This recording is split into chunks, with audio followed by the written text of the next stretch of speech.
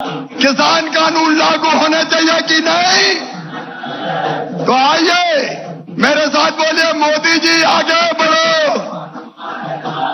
किसान कानून लागू करो, किसान कानून जारी रखो। मोदी जी जिंदाबाद, नरेंद्र मोदी जिंदाबाद, भारत माता की, नर्मदा मैया की, हर हर नर्मदे। और अब मैं सीधे हमारे हृदय के हार प्रधानमंत्री जो दिन रात हमारी चिंता करते हैं, किसानों की आय दुगना करने का संकल्प जिन्होंने लिया है, श्रीमान नरेंद्र मोदी जी से प्रार्थना करता हूं कि वो आए और मध्य प्रदेश के गांव गांव में बैठे लाखों लाख किसानों को संबोधित करे। सेनानी करो प्रयाण अभय, भावी इतिहास तुम्हारा है, ये नकद हम आगे पूछते हैं, सारा आकाश तुम्हारा है।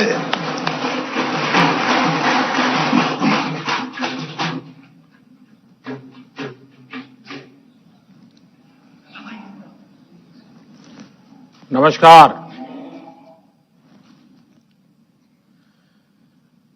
मध्य प्रदेश के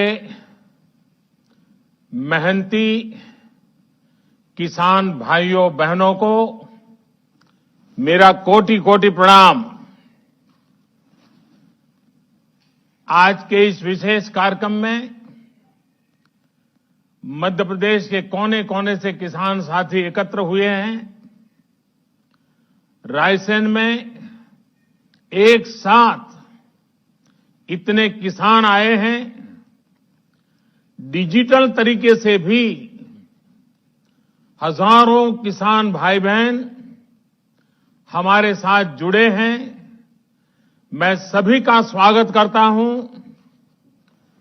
बीते समय में ओले गिरने, प्राकृतिक आपदा की वजह से एमपी के किसानों का नुकसान हुआ है।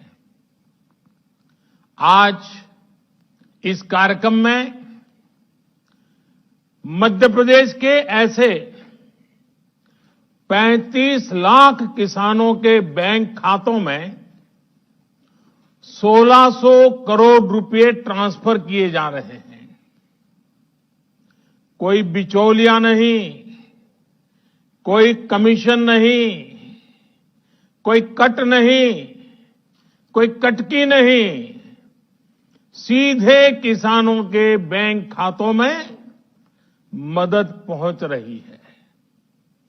टेक्नोलॉजी के कारण ही ये संभव हुआ है और भारत ने बीते 5-6 वर्षों में जो ये आधुनिक व्यवस्था बनाई है, उसकी आज पूरी दुनिया में चर्चा भी हो रही है और उसमें हमारे देश के युवा टैलेंट का बहुत बड़ा योगदान है।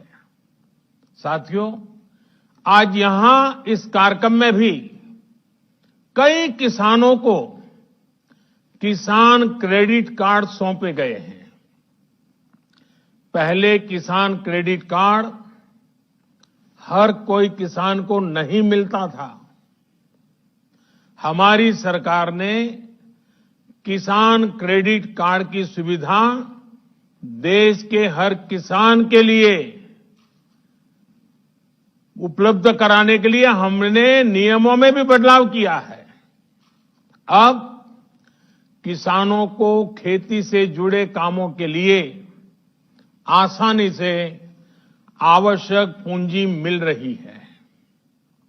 इसमें उन्हें दूसरों से ज्यादा ब्याज पर कर्ज लेने की मजबूरी से भी मुक्ति मिली है। साथियों, आज इस कार्यक्रम में भंडारण, कोल्ड स्टोरेज यानी वेयर हाउसिंग, कोल्ड स्टोरेज, इससे जुड़े इंफ्रास्ट्रक्चर और अन्य सुविधाओं का लोकार्पण और शिलान्यास भी हुआ है। ये बात सही है कि किसान कितनी भी मेहनत कर ले, लेकिन फल, सब्जियां, अनाज, उसका अगर सही भंडारण न हो, सही तरीके से न हो, तो उसका बहुत बड़ा नुकसान होता है। और ये नुकसान सिर्फ किसान का ही नहीं, ये नुकसान पूरे हिंदुस्तान का होता है। एक अनुमान है कि करीब करीब 1 लाख करोड़ रुपए के फल, सब्जियां और अनाज हर साल इस वजह से बर्बाद हो जाते हैं। लेकिन पहले इसे लेकर भी बहुत ज्यादा उदासीनता थी। अब हमारी प्राथमिकता भंडारण के नए केंद्र,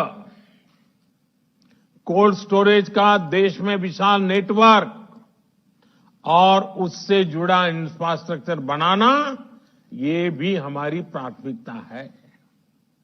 मैं देश के व्यापारी जगत को, उद्योग जगत से भी आग्रह करूंगा कि भंडारण की आधुनिक व्यवस्थाएं बनाने में, कोल्ड स्टोरेज बनाने में, फूड प्रोसेसिंग के नए उपक्रम लगाने में हमारे देश के उद्योग और व्यापार जगत के लोगों ने भी आगे आना चाहिए। सारा काम किसानों के सर पे मढ़ देना, ये कितना उचित है? हो सकता है आपकी कमाई थोड़ी कम होगी, लेकिन देश के किसान का, देश के गरीब का, देश के गांव का भला होगा। साथियों, भारत की कृषि, भारत का किसान अब और पिछड़ेपन में नहीं रह सकता। दुनिया के बड़े बड़े देशों के किसानों को जो आधुनिक सुविधा उपलब्ध है, वो सुविधा भारत के भी किसानों को मिले, इसमें अब और देर नहीं की जा सकती। समय हमारा इंतजार नहीं कर सकता। तेजी से बदलते हुए वैश्विक परिदृश्य में भारत का किसान सुविधाओं के अभाव में, आधुनिक तौर तरीकों के अभाव में असहाय होता जाए, ये स्थिति स्वीकार नहीं की जा सकती। पहले ही बहुत देर हो चुकी है। जो काम 25-30 साल पहले हो जाने चाहिए थे, वो आज करने की नौबत आई है। पिछले 6 साल में हमारी सरकार ने किसानों की एक एक जरूरत को ध्यान में रखते हुए अनेक महत्वपूर्ण कदम उठाए हैं। इसी कड़ी में देश के किसानों की उन मांगों को भी पूरा किया गया है जिन पर बरसों से सिर्फ और सिर्फ मंथन चल रहा था। बीते कई दिनों से देश में किसानों के लिए जो नए कानून बने,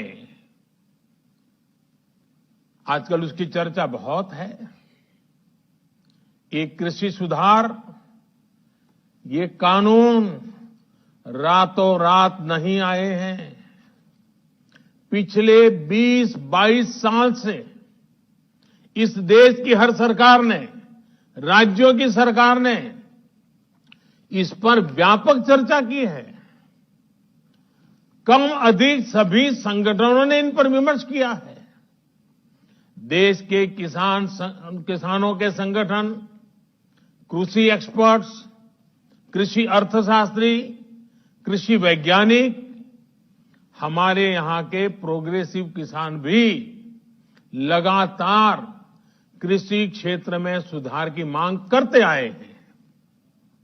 सचमुच में तो देश के किसानों को उन लोगों से जवाब मांगना चाहिए जो पहले अपने घोषणा पत्र में इन सुधार करने की बात लिखते थे, वकालत करते थे, और बड़ी बड़ी बातें करके किसानों के वोट बटोरते रहे, लेकिन अपने घोषणा पत्र में लिखे गए वादों को भी पूरा नहीं किया। सिर्फ इन मांगों को टालते रहे, क्योंकि किसानों की प्राथमिकता नहीं था और देश का किसान इंतजार ही करता रहा। अगर आज देश के सभी राजनीतिक दलों के पुराने घोषणा पत्र देखे जाएं, तो उनके पुराने बयान सुने जाएं, पहले जो देश की कृषि व्यवस्था संभाल रहे थे, ऐसे महानुभावों की चिट्ठियां देखी जाए, तो आज जो कृषि सुधार हुए हैं वो उनसे अलग नहीं है। वो जिन चीजों का वादा करते थे वही बातें इन कृषि सुधारों में की गई हैं। मुझे लगता है उनको पीड़ा इस बात से नहीं है कि कृषि कानूनों में सुधार क्यों हुआ। उनको तकलीफ इस बात में है कि जो काम हम कहते थे लेकिन कर नहीं पाते थे, वो मोदी ने कैसे किया, मोदी ने क्यों किया, मोदी को इसका क्रेडिट कैसे मिल जाए। मैं सभी राजनीतिक दलों को हाथ जोड़ के कहना चाहता हूं, आप सारा क्रेडिट अपने पास रख लीजिए। आपके सारे पुराने घोषणा पत्रों को ही मैं क्रेडिट देता हूं, मुझे क्रेडिट नहीं चाहिए। मुझे किसान के जीवन में आसानी चाहिए, समृद्धि चाहिए, किसानी में आधुनिकता चाहिए। आप कृपा करके देश के किसानों को बरगलाना छोड़ दीजिए, उन्हें भ्रमित करना छोड़ दीजिए। साथियों, ये कानून लागू हुए 6-7 महीने से ज्यादा समय हो चुका है, लेकिन अब अचानक भ्रम और झूठ का जाल बिछाकर अपनी राजनीतिक जमीन जोतने के खेल खेले जा रहे हैं। किसानों के कंधे पर बंदूक रखकर वार किए जा रहे हैं। आपने देखा होगा, सरकार बार बार पूछ रही है, मीटिंग में भी पूछ रही हैं, पब्लिकली पूछ रही हैं, हमारे कृषि मंत्री टीवी इंटरव्यू में कह रहे हैं, मैं खुद बोल रहा हूं कि भाई आपको कानून में किस क्लॉज में क्या दिक्कत है बताइए। जो भी दिक्कत है वो आप बताइए। तो इन राजनीतिक दलों के पास कोई ठोस जवाब नहीं होता, और यही इन दलों की सच्चाई है। साथियों, जिनकी खुद की राजनीतिक जमीन खिस गई है, वो किसानों की जमीन चली जाएगी, किसानों की जमीन चली जाएगी का डर दिखाकर अपनी राजनीतिक जमीन खोज रहे हैं। आज जो किसानों के नाम पर आंदोलन चलाने निकले हैं, जब उनको सरकार चलाने का या सरकार का हिस्सा बनने का मौका मिला था, उस समय इन लोगों ने क्या किया, ये देश को याद रखना जरूरी है। मैं आज देशवासियों के सामने, देश के किसानों के सामने, इन लोगों का कच्चा चिट्ठा भी देश के लोगों के सामने, मेरे किसान भाइयों बहनों के सामने आज मैं खुला करना चाहता हूं, मैं बताना चाहता हूं। साथियों, किसानों की बातें करने वाले लोग आज झूठे आंसू बहाने वाले लोग कितने निर्दयी हैं, इसका बहुत बड़ा सबूत है स्वामीनाथन कमेटी की रिपोर्ट। स्वामीनाथन कमीशन की रिपोर्ट आई, लेकिन ये लोग स्वामीनाथन कमेटी की सिफारिशों को 8 साल तक दबाकर बैठे रहे। किसान आंदोलन करते थे, प्रदर्शन करते थे, लेकिन इन लोगों के पेट का पानी नहीं लिहला।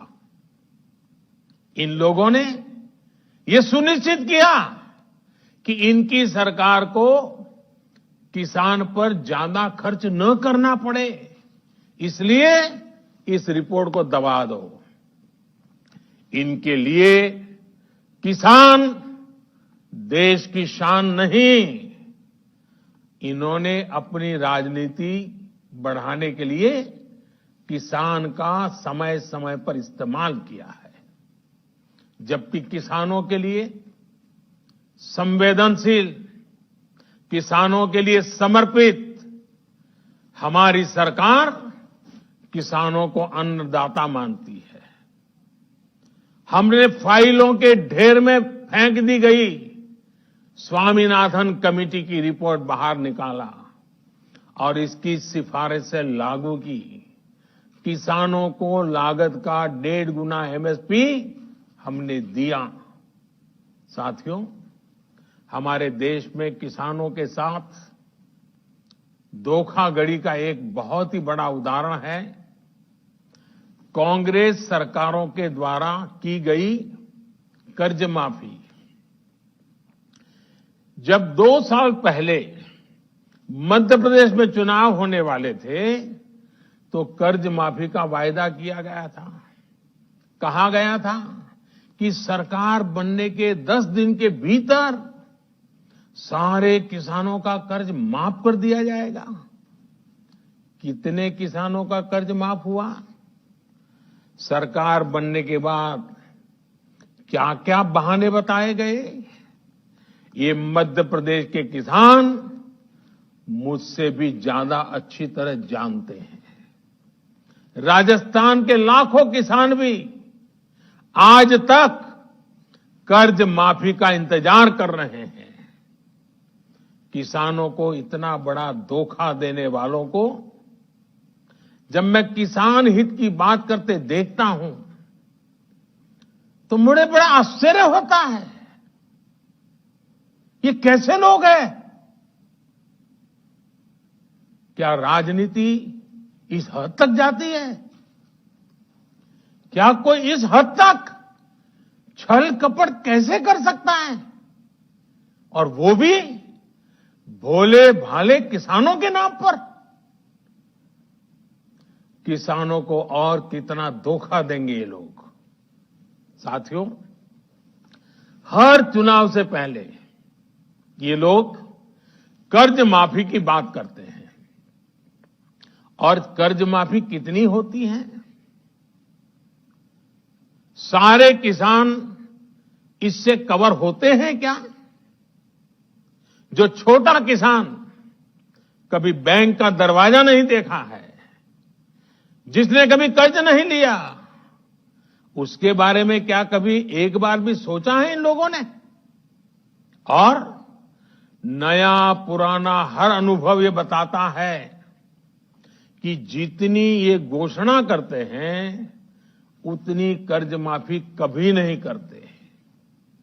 जितने पैसे ये भेजने की बात कर रहे हैं, उतने पैसे किसानों तक कभी पहुंचते ही नहीं है। किसान सोचता था कि अब तो पूरा कर्ज माफ होगा, और बदले में उसे मिलता था बैंकों का नोटिस और गिरफ्तारी का वारंट। और इस कर्ज माफी का सबसे बड़ा लाभ किसे मिलता था? इन लोगों के करीबियों को, नाते रिश्तेदारों को। अगर मेरे मीडिया के मित्र अगर थोड़ा खंगालेंगे तो ये सब 8-10 साल पहले की रिपोर्ट में उन्हें पूरी तरह कच्चा चिट्ठा मिल जाएगा। यही उनका चरित्र रहा है। किसानों की राजनीति का दम भरने वालों ने कभी इसके लिए आंदोलन नहीं किया, प्रदर्शन नहीं किया। कुछ बड़े किसानों का कर्ज 10 साल में एक बार माफ हो गया, इनकी राजनीतिक रोटी सिक गई, काम पूरा हो गया, फिर गरीब किसान को कौन पूछता है? वोट बैंक की राजनीति करने वाले इन लोगों ने और इन लोगों को देश अब भली भांति जान गया है, देश देख रहा है। देश हमारी नीयत में गंगा जल और मां नर्मदा के जल जैसी पवित्रता भी देख रहा है। इन लोगों ने 10 साल में एक बार कर्ज माफी करके लगभग 50,000 करोड़ रुपए देने की बात कही। 10 साल में एक बार 50,000 करोड़। हमारी सरकार ने जो पीएम किसान सम्मान योजना शुरू की है, उसमें हर साल किसानों को लगभग 75,000 करोड़ रुपए मिलेंगे। यानी 10 साल में लगभग 7.5 लाख करोड़ रुपया किसानों के बैंक खातों में सीधे ट्रांसफर। कोई लीकेज नहीं, किसी को कोई कमीशन नहीं, कट कल्चर का नामो निशान नहीं। साथियों, अब मैं देश के किसानों को याद दिलाऊंगा यूरिया की। याद करिए, 7-8 साल पहले यूरिया का क्या होता था, क्या हाल था? रात रात भर किसानों को यूरिया के लिए कतारों में खड़े रहना पड़ता था। क्या ये सच नहीं है? कई स्थानों पर यूरिया के लिए किसानों को लाठीचार्ज की खबरें आमतौर पर आती रहती थी। यूरिया की जमकर के काला बाजारी होती थी कि नहीं होती थी? किसान की फसल खाद की किल्लत में बर्बाद हो जाती थी, लेकिन इन लोगों का दिल नहीं पसीजता था। क्या ये किसानों पर जुल्म नहीं था, अत्याचार नहीं था? आज मैं ये देखकर हैरान हूं कि जिन लोगों की वजह से ये परिस्थितियां पैदा हुई, वो आज राजनीति के नाम पर खेती करने निकल पड़े हैं। साथियों, क्या यूरिया की दिक्कत का पहले कोई समाधान नहीं था? अगर किसानों के दुख दर्द, उनकी तकलीफों के प्रति जरा भी संवेदना होती तो यूरिया की दिक्कत होती ही नहीं। हमने ऐसा क्या किया कि सारी परेशानी खत्म हो गई है? आज यूरिया की किल्लत की खबरें नहीं आती। यूरिया के लिए किसानों को लाठी नहीं खानी पड़ती। हमने किसानों की इस तकलीफ को दूर करने के लिए पूरी ईमानदारी से काम किया। हमने कालाबाजारी रोकी, सख्त कदम उठाए, भ्रष्टाचार पर नकेल कसी। हमने सुनिश्चित किया कि यूरिया किसान के खेत में ही जाए। इन लोगों के समय में सब्सिडी तो किसान के नाम पर चढ़ाई जाती थी, लेकिन उनका लाभ कोई और लेता था। हमने भ्रष्टाचार की जुगलबंदी को भी बंद कर दिया। हमने यूरिया की 100% निम कोटिंग की। देश के बड़े बड़े खाद कारखाने जो तकनीक पुरानी होने के नाम पर बंद कर दिए गए थे, उन्हें हम फिर से शुरू करवा रहे हैं। अगले कुछ साल में यूपी के गोरखपुर में, बिहार के बरौनी में, झारखंड के सिंदरी में, ओडिशा के तालचेर में, तेलंगाना के रामागुंडम में आधुनिक फर्टिलाइजर प्लांट्स शुरू हो जाएंगे। 50-60 हजार करोड़ रुपए सिर्फ इस काम के लिए खर्च किए जा रहे हैं। ये आधुनिक फर्टिलाइजर प्लांट्स रोजगार के लाखों नए अवसर पैदा करेंगे, भारत को यूरिया उत्पादन में आत्मनिर्भर बनाने में मदद करेंगे। दूसरे देशों से यूरिया मंगवाने पर भारत के जो हजारों करोड़ रुपए खर्च होते हैं, उन्हें कम करेंगे। साथियों, इन खाद कारखानों को शुरू करने से इन लोगों को पहले कभी किसी ने नहीं रोका था, किसी ने मना नहीं किया था,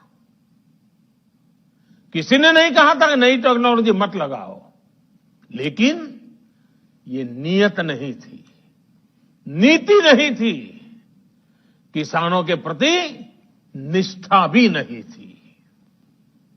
किसान से झूठे वायदे करने वाले सत्ता में आते रहो,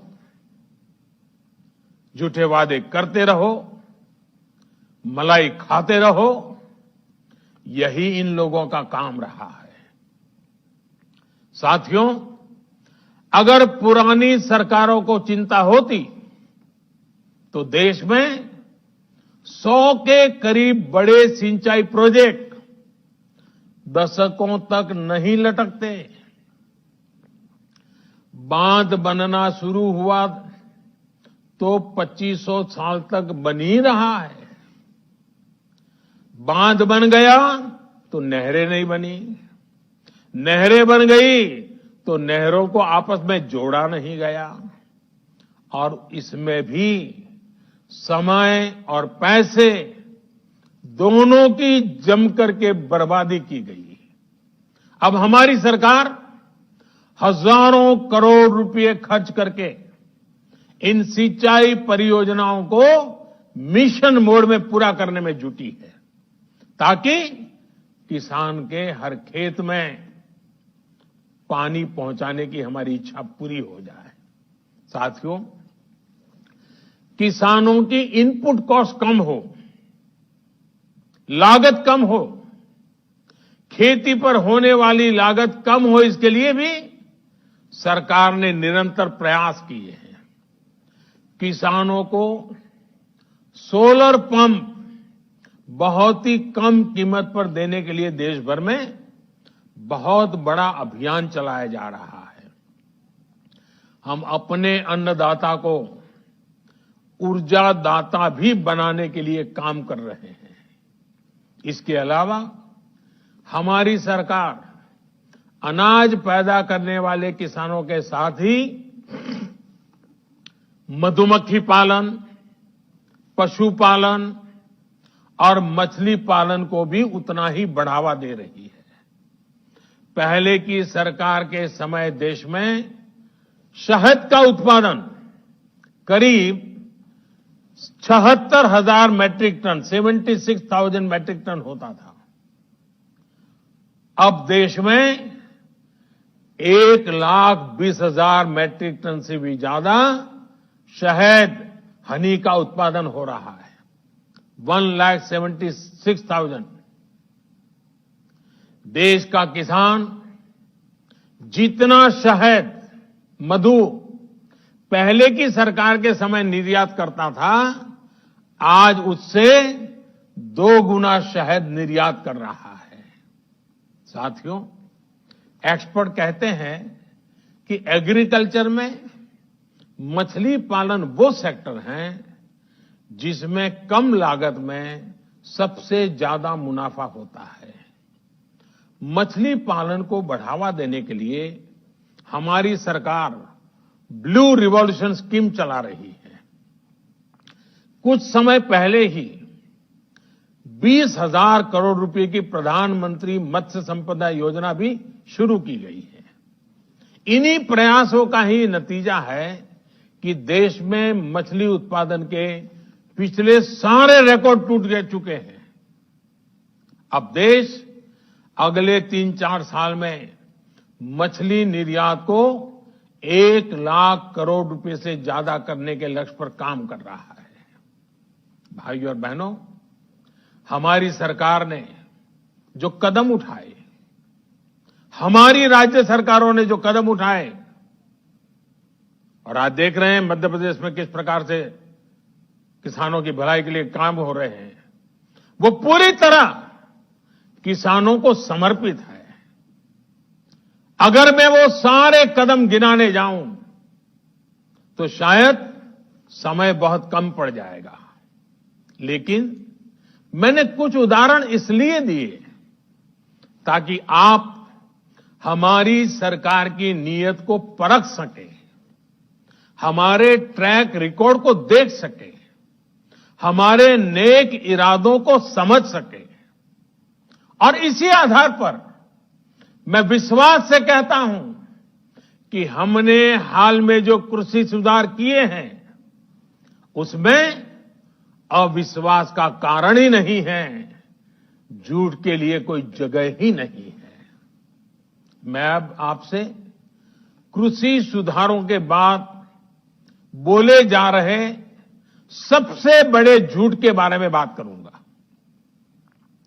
बार बार उस झूठ को दोहराया जा रहा है, जोर जोर से बोला जा रहा है, जहां मौका मिले वहां बोला जा रहा है, बिना सिर पैर बोला जा रहा है। जैसे मैंने पहले कहा था, स्वामीनाथन कमेटी की रिपोर्ट को लागू करने का काम हमारी ही सरकार ने किया। अगर हमें एमएसपी हटानी होती तो स्वामीनाथन कमेटी की रिपोर्ट लागू ही क्यों करते भाई? आपने भी नहीं की थी, हम भी नहीं करते। हमने तो ऐसा नहीं किया, हमने तो लागू की।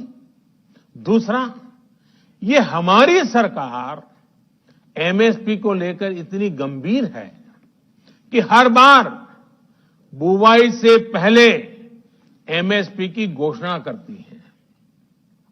इससे किसान को भी आसानी होती है, उन्हें भी पहले पता चल जाता है कि इस फसल पर इतनी एमएसपी मिलने वाली है। वो कुछ बदलाव करना चाहता है तो उसे सुविधा होती है। साथियों, 6 महीने से ज्यादा का समय हो गया जब ये कानून लागू किए गए। ये कानून तो लागू हो चुके थे, 6 महीने पहले हो चुके थे। कानून बनने के बाद भी वैसे ही एमएसपी की घोषणा की गई जैसे पहले की जाती थी। कोरोना महामारी से लड़ाई के दौरान भी ये काम पहले की तरह किया गया।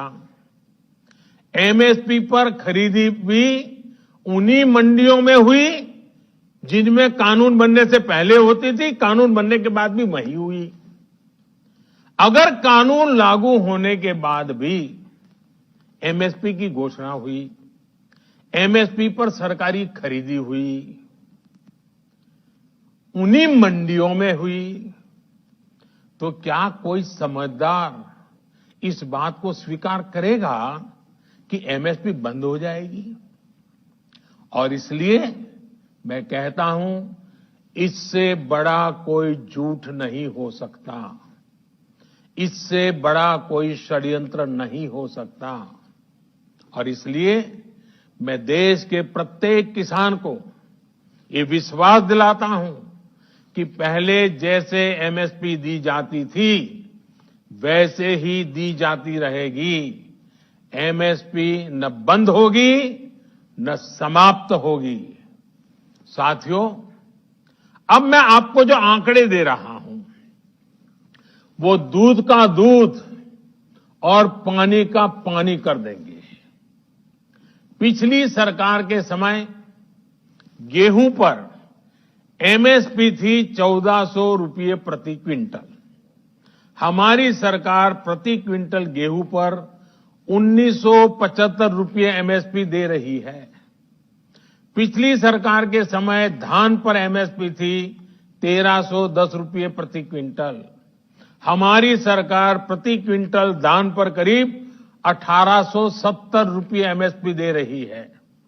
पिछली सरकार में ज्वार पर एमएसपी थी 1520 रुपये प्रति क्विंटल। हमारी सरकार ज्वार पर प्रति क्विंटल 2640 रुपये एमएसपी दे रही है। पिछली सरकार के समय मसूर की दाल पर एमएसपी थी 1950 रुपये। हमारी सरकार प्रति क्विंटल मसूर दाल पर 5100 रुपये एमएसपी दे रही है। पिछली सरकार के समय चने पर एमएसपी थी 3100 रुपये। हमारी सरकार अब चने पर प्रति क्विंटल 5100 रुपये एमएसपी दे रही है। पिछली सरकार के समय तूर दाल पर एमएसपी थी 4300 रुपये प्रति क्विंटल। हमारी सरकार तूर दाल पर प्रति क्विंटल 6000 रुपये एमएसपी दे रही है। पिछली सरकार के समय मूंग दाल पर एमएसपी थी 4500 रुपये प्रति क्विंटल। हमारी सरकार मूंग दाल पर करीब 7200 रुपये 7200 रुपये एमएसपी दे रही है। साथियों, ये इस बात का सबूत है कि हमारी सरकार एमएसपी समय समय पर बढ़ाने को कितनी तवज्जो देती है, कितनी गंभीरता दे देती है। एमएसपी बढ़ाने के साथ ही सरकार का जोर इस बात पर भी रहा है कि ज्यादा से ज्यादा अनाज की खरीदारी एमएसपी पर की जाए। पिछली सरकार ने अपने 5 साल में किसानों से लगभग 1700 लाख मैट्रिक टन धान खरीदा था। ये आंकड़े याद रखना। हमारी सरकार ने अपने 5 साल में 3000 लाख मैट्रिक टन धान किसानों से एमएसपी में खरीदा, करीब करीब डबल। पिछली सरकार ने अपने 5 साल में करीब 3.25 लाख मैट्रिक टन तिलहन खरीदा था। हमारी सरकार ने अपने 5 साल में 56 लाख मैट्रिक टन से ज्यादा एमएसपी पर खरीदा है।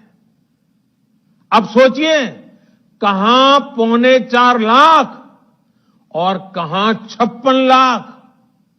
यानी हमारी सरकार ने न सिर्फ एमएसपी में वृद्धि की, बल्कि ज्यादा मात्रा में किसानों से उनकी उपज को एमएसपी पर खरीदा है। इसका सबसे बड़ा लाभ यह हुआ है कि किसानों के खाते में पहले के मुकाबले कहीं ज्यादा पैसा पहुंचा है। पिछली सरकार के 5 साल में किसानों को धान और गेहूं की एमएसपी पर खरीदने के बदले में 3,74,000 करोड़ रुपए मिले थे। हमारी सरकार ने इतने ही साल में गेहूं और धान की खरीद करने किसानों को 8 लाख करोड़ रुपए से ज्यादा दिए हैं। साथियों, राजनीति के लिए किसानों का उपयोग करने वाले लोगों ने किसान के साथ क्या बर्ताव किया, इसका एक और उदाहरण है दलहन की खेती। 2014 के समय को याद कीजिए, किस प्रकार देश में दालों का संकट था। देश में मचे हाहाकार के बीच दाल विदेशों से मंगाई जाती थी। हर रसोई का खर्च दाल की बढ़ती कीमतों के साथ बढ़ रहा था। जिस देश में दुनिया में सबसे ज्यादा दाल की खपत है, उस देश में दाल पैदा करने वाले किसानों को तबाह करने में इन लोगों ने कोई कसर नहीं कर रखी थी। किसान परेशान था और वो मौज ले रहे थे। जो दूसरे देशों से दाल मंगवाने के काम में उनको मजा आता था। ये बात मैं मानता हूं कि कभी कभार प्राकृतिक आपदा आ जाए, अचानक कोई संकट आ जाए, तो विदेश से दाल मंगवाई जा सकती है। देश के नागरिकों को भूखा नहीं रखा सकता। लेकिन हमेशा ऐसा क्यों हो? साथियों, ये लोग दाल पर ज्यादा एमएसपी भी नहीं देते थे और उसकी खरीद भी नहीं करते थे। हालत ये थी कि 2014 से पहले के 5 साल, उनके 5 साल, उन्होंने सिर्फ 1.5 लाख मैट्रिक टन दाल ही किसानों से खरीदी। 1.5 लाख मैट्रिक टन, ये आंकड़ा याद रखिए भाइयों बहनों। सिर्फ 1.5 लाख मैट्रिक टन दाल खरीदी। जब 2014 में हमारी सरकार आई तो हमने नीति भी बदली और बड़े निर्णय भी लिए।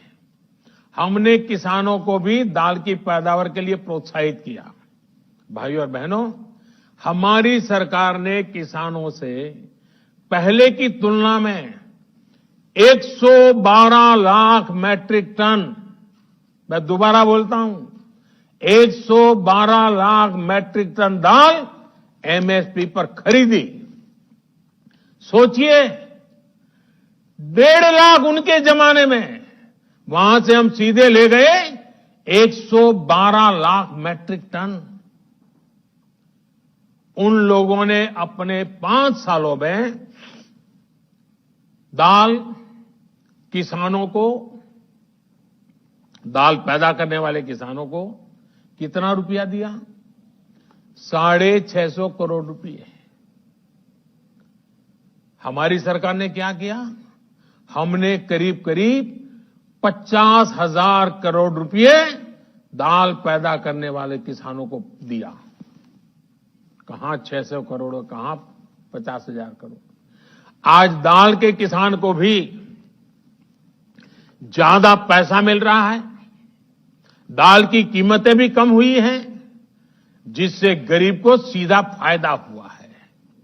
जो लोग किसानों को न एमएसपी दे सके, न एमएसपी पर ढंग से खरीद सके, वो एमएसपी पर किसानों को गुमराह कर रहे हैं। साथियों, कृषि सुधारों से जुड़ा एक और झूठ फैलाया जा रहा है, एपीएमसी यानी हमारी मंडियों को लेकर के। हमने कानून में क्या किया है? हमने कानून में किसानों को आजादी दी है, नया विकल्प दिया है। अगर देश में किसी को साबुन बेचना हो तो सरकार ये तय नहीं करती कि सिर्फ इसी दुकान पर बेच सकते हो। अगर किसी को स्कूटर बेचना हो तो सरकार ये तय नहीं करती कि सिर्फ इसी डीलर को बेच सकते हो। लेकिन पिछले 70 साल से सरकार किसानों को ये जरूर बताती रही है कि आप सिर्फ इसी मंडी में अपना अनाज बेच सकते हो। मंडी के अलावा किसान चाहकर भी अपनी फसल कहीं और नहीं बेच सकता था। नए कानून में हमने सिर्फ इतना कहा है कि किसान अगर उसको फायदा नजर आता है तो पहले की तरह जाके मंडी में बेचे, और बाहर उसको फायदा होता है तो मंडी के बाहर जाने का उसको हक मिलना चाहिए, उसकी मर्जी को। क्या लोकतंत्र में मेरे किसान भाई को इतना हक नहीं हो सकता है? अब जहां किसान को लाभ मिलेगा वहां वो अपनी उपज बेचेगा। मंडी भी चालू है, मंडी में भी आकर के बेच सकता है। जो पहले था वो भी कर सकता है, किसान की मर्जी पर करेगा। बल्कि नए कानून के बाद तो किसान ने अपना लाभ देखकर अपनी उपज को बेचना शुरू भी कर दिया है। हाल ही में एक जगह पर धान पैदा करने वाले किसानों ने मिलकर एक चावल कंपनी के साथ समझौता किया है। इससे उनकी आमदनी 20% बढ़ी है। एक और जगह पर आलू के 1000 किसानों ने मिलकर एक कंपनी से समझौता किया है। इस कंपनी ने उन्हें लागत में 35% ज्यादा की गारंटी दी है। एक और जगह की खबर में पढ़ रहा था, जहां एक किसान ने खेत में लगी मिर्च और केला सीधे बाजार में बेचा तो उसे पहले से 2 गुनी कीमत मिली।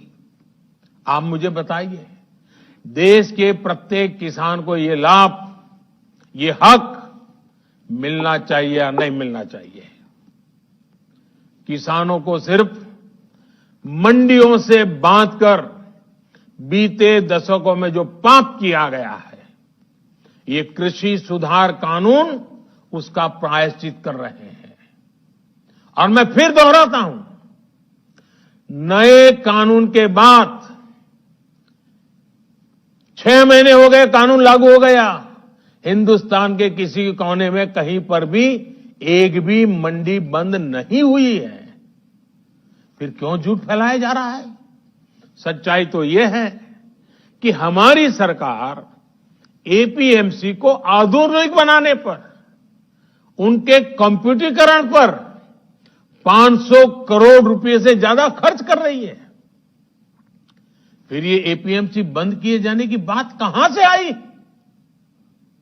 बिना सैर पैर बस झूठ फैलाओ, बार बार बोलो।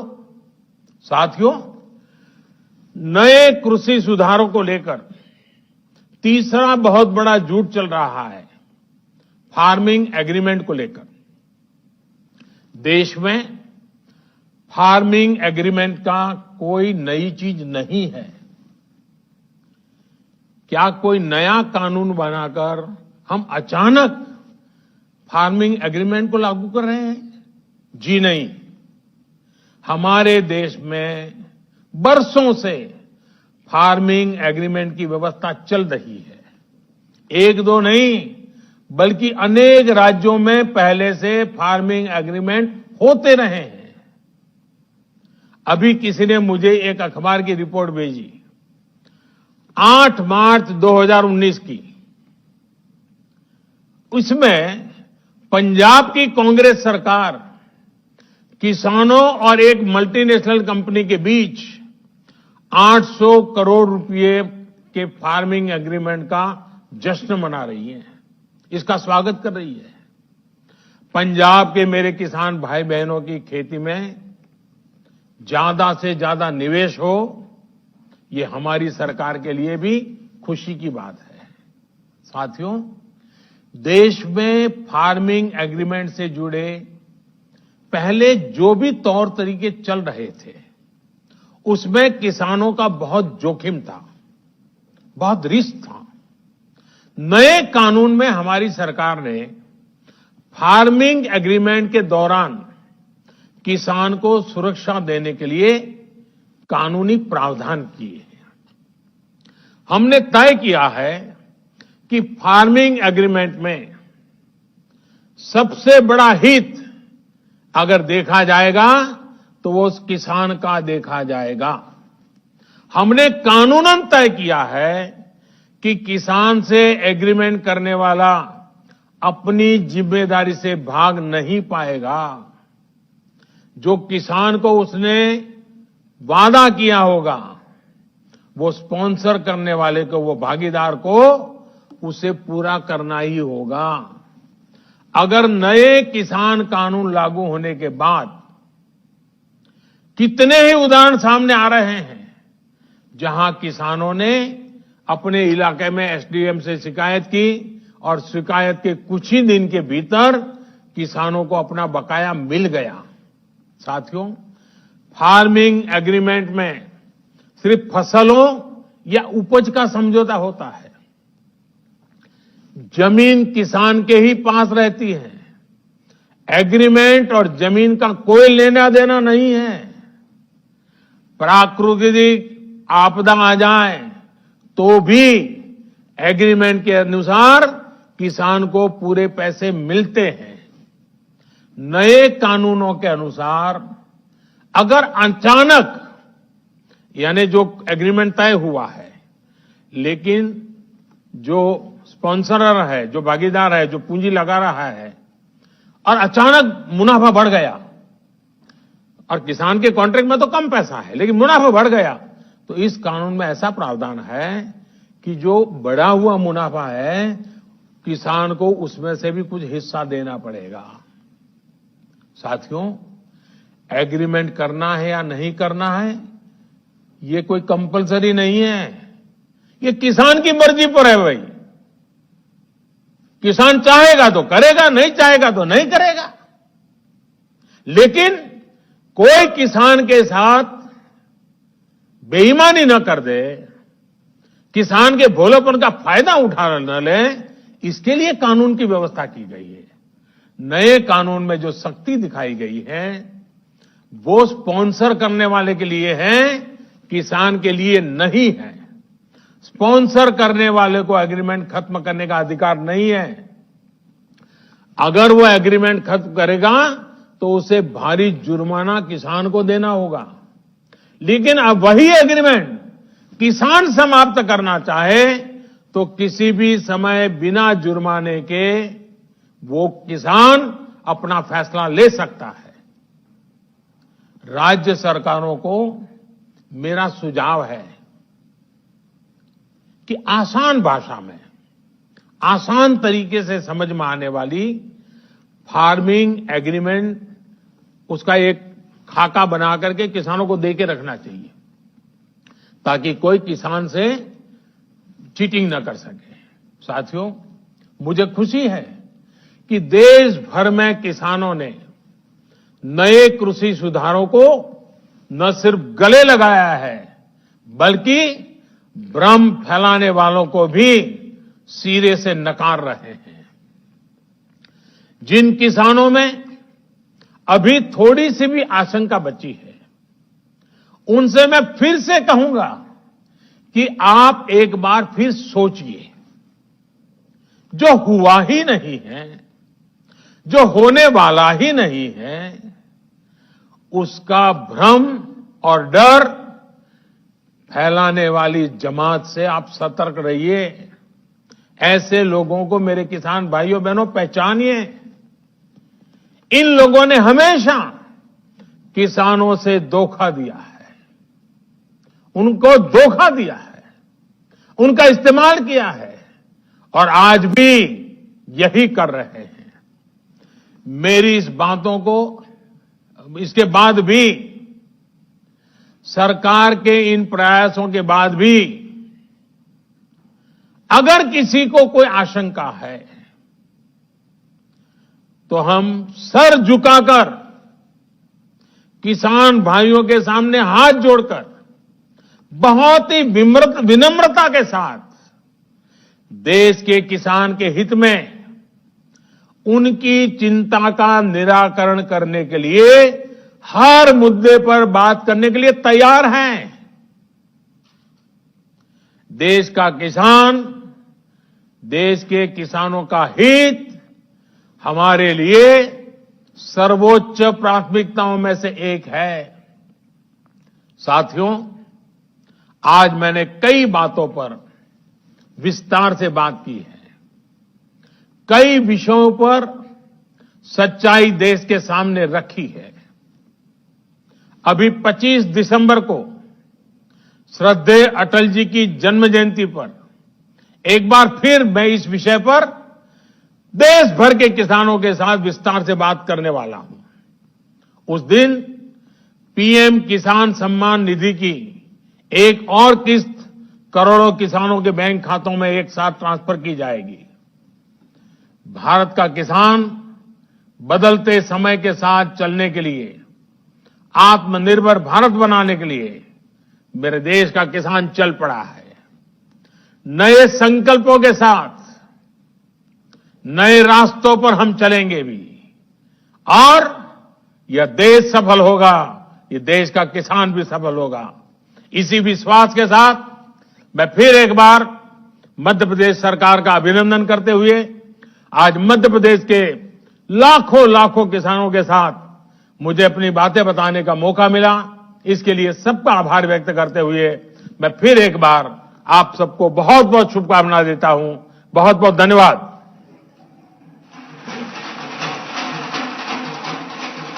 बहुत बहुत धन्यवाद।